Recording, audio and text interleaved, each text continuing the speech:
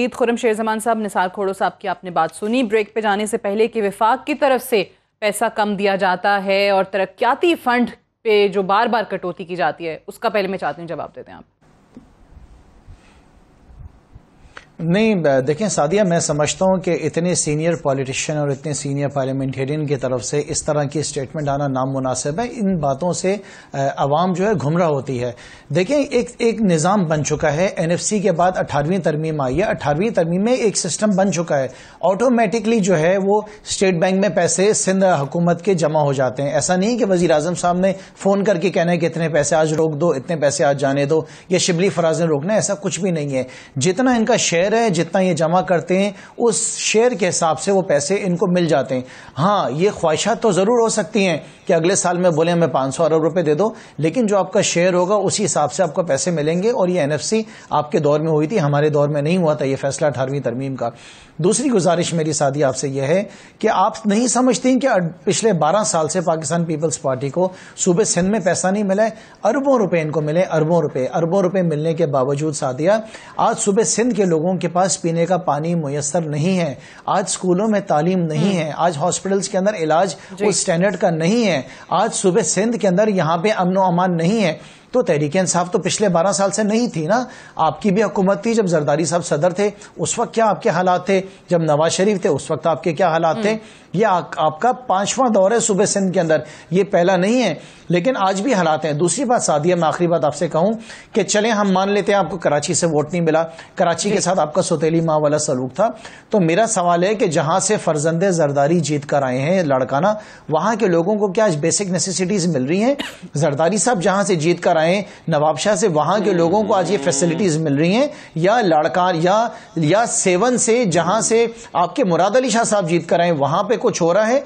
कोई फैसिलिटी लोगों को नहीं मिल रही है। वाटर कमीशन ने ये रिपोर्ट दी थी चीफ जस्टिस के सामने कि 70% लोग जो सूबे सिंध में पानी पीते हैं is unfit for human consumption. ये मेरी नहीं थी। अगर कुत्ते काटने से लड़काने में लोग मरते हैं तो वो आपका शहर है लड़काना। थर के अंदर बच्चे अगर मर रहे हैं भूख से, वो आपका जहां से आप जीत कर आए। तो कराची के लोगों को तो आपने डिलीवर नहीं किया सर। लेकिन जिन इलाकों से आप जीतते आए हैं, आपके एमपीएज हैं, आपके मिनिस्टर, आपके चीफ मिनिस्टर बने, आपके कराची का, चलो ये कह सकते हैं कि वहां से वोट नहीं पड़ता तो वहां आपने इतना ध्यान नहीं दिया, लेकिन अंदरूने सिंध जहां जहां से वोट पड़े हैं आपने वो चीजें गिनवा दी कि वहां पे क्या हालात है। सिराज कासिम तेली साहब, ये जरा कराची के हवाले से अगर हम फोकस रखें, जो निसार सर, मैं आती हूँ आपकी तरफ, मैं सिराज कासिम सर खोड़ो साहब मैं आती हूँ आपकी तरफ, ये जरा सिराज का, अगर कमी पेशी है तो जाहिर है पॉपुलेशन भी बढ़ रही है, शहर भी बढ़ रहे हैं, अर्बनाइजेशन बढ़ रही है, लोगों के मसलाइल बढ़ रहे हैं, तो उसको काउंटर कैसे किया जाता है? फंडिंग से। फंडिंग ज्यादा होगी तो ज्यादा कुछ ना कुछ देखभाल कर सकेंगे। मैं तो सबकी बात कर रहा हूं ना। अल्लाह का शुक्र है कि उसने खुर्रम ने मदीन का नाम भी ले लिया। फंडिंग है, एनएफसी दोगे, तरक्याती फंड ज्यादा दोगे तो ही काम होगा सिंध में। तो कैसे होगा? और बताएं, कोई तरीका है? तो हमने तो यह भी किया कि पब्लिक प्राइवेट पार्टनरशिप का एक नोड हमने बना दिया। हमने थर को डेवलप कर दिया कि जहां बिजली पैदा हो रही है पब्लिक प्राइवेट पार्टनरशिप के बुनियाद पर। हमने रोड बना लिए पब्लिक प्राइवेट पार्टनरशिप के बुनियादों पर। हमें पास नहीं है पैसे, देखिए पाकिस्तान के पास पैसे नहीं है ना, तो पब्लिक प्राइवेट पार्टनरशिप पर सीपेक को लाया। सीपेक को क्यों लाए हैं? क्योंकि हमारे पास पैसे नहीं है। पैसे वो लगाएं, जमीन हमारी डेवलप करके दें और वहां से कमाएं भी, और हमारा पाकिस्तान भी बेहतर हो जाए।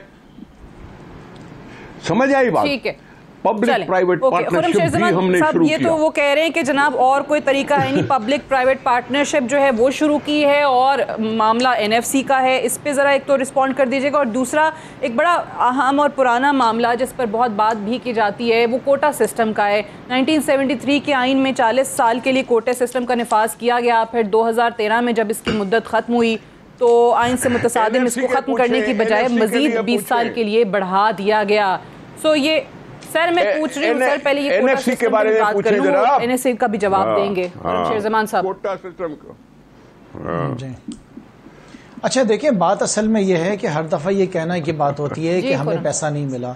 अगर आपको पैसा नहीं मिला तो ये ऑडिटर जनरल ऑफ पाकिस्तान जो किताबें छापते हैं आपकी बेज़ाब्तियों के ऊपर अरबों रुपए की हर साल, वो पैसा भी तो है ना खोड़ो साहब। वो पैसा कहाँ जाता है? आप खोलें किताबें जाके, आपको ज़कात के अकाउंट के अंदर भी आपको बेज़ाब्तियां मिलेंगी। अरबों रुपए की रेगुलरिटीज हैं जो मैं कंप्लीट करूँ सर, मैं कंप्लीट करूँ। जो खोड़ो साहब ने बात की एनएफसी के बारे में, देखिए वो बात उनकी गलत नहीं है, वो बात इनकी बिल्कुल ठीक है। अब ये टाइम आया है कि हम इस चीज को फाइनलाइज करें कि हमारी आबादी कितनी है।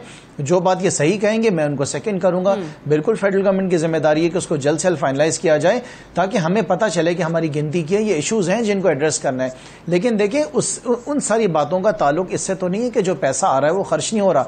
खोड़ो साहब, पैसे के तो मसाइल है ना हमारे सामने, हम देखते हुए आ रहे हैं कि कितने केसेस चल रहे हैं, कितने इश्यूज हैं, और आप देखें कि छोटे छोटे मसाइल हैं। देखिए मैं तो सादिया ये कहता हूं कि चले हम सिंध हुकूमत को माफ कर देते हैं, पूरा सूबा ये नहीं बना सके। हम इन्हें कहते हैं कि हमें एक शहर बता दें जो उन्होंने पूरे सिंध में बनाया, शहर भी माफ कर देते हैं। हम इन्हें कहते हैं एक डिस्ट्रिक्ट बना दें, डिस्ट्रिक्ट नहीं चले वो भी माफी।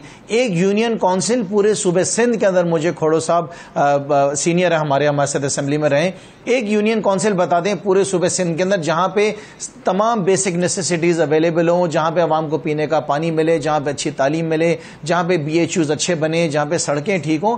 एक जगह भी नहीं मैं चैलेंज करता हूं, ये नहीं बता सकते, मैं रिजाइन करने को तैयार हूं अपनी इस पोजीशन से।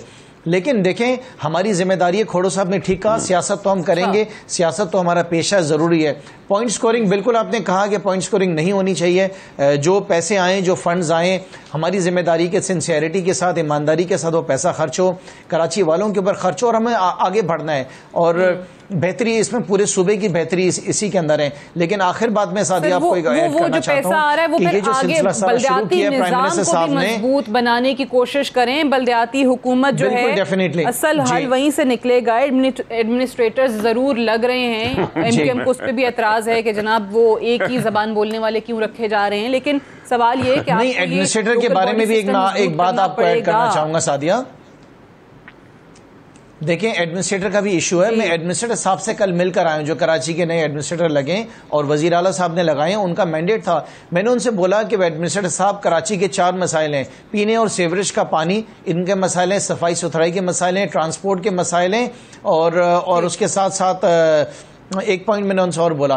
तो मुझे बताएं कि आप क्या करेंगे। उन्होंने कहा जनाब इनमें से तो किसी के इख्तियारात मेरे पास नहीं है, ना मैं पीने का पानी ठीक कर सकता हूँ, ना सीवरेज को ठीक कर सकता हूँ, ना मैं आपको ट्रांसपोर्ट लाके दे सकता हूँ। एडमिनिस्ट्रेटर भी अगर यही रोना रोएंगे जो मियां साहब कहते थे कि जो इख्तियारात, फिर ऑब्वियसली कैसे हल निकलेगा, अहम सवाल है। निसार खोड़ो साहब, खुर्रमशेर जमान साहब, सिराज कासिम तेली साहब, बहुत बहुत शुक्रिया प्रोग्राम में ज्वाइन करने के लिए। आई सी यू टुमारो इंशाल्लाह। इजाजत दीजिए, खुदा हाफिज। करना चाहूंगा सादिया।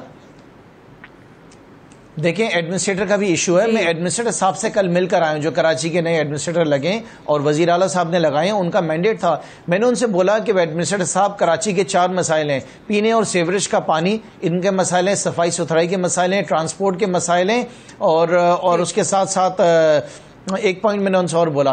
तो मुझे बताएं कि आप क्या करेंगे। उन्होंने कहा जनाब इनमें से तो किसी के इख्तियारात मेरे पास नहीं है, ना मैं पीने का पानी ठीक कर सकता हूँ, ना सीवरेज को ठीक कर सकता हूँ, ना मैं आपको ट्रांसपोर्ट लाके दे सकता हूँ। एडमिनिस्ट्रेटर भी अगर यही रोना रोएंगे जो मियां साहब कहते थे कि जो इख्तियारात, फिर ऑब्वियसली कैसे हल निकलेगा, अहम सवाल है। निसार खोड़ो साहब, खुर्रमशेर जमान साहब, सिराज कासिम तेली साहब, बहुत बहुत शुक्रिया प्रोग्राम में ज्वाइन करने के लिए। आई सी यू टुमारो इंशाल्लाह। इजाजत दीजिए, खुदा हाफिज।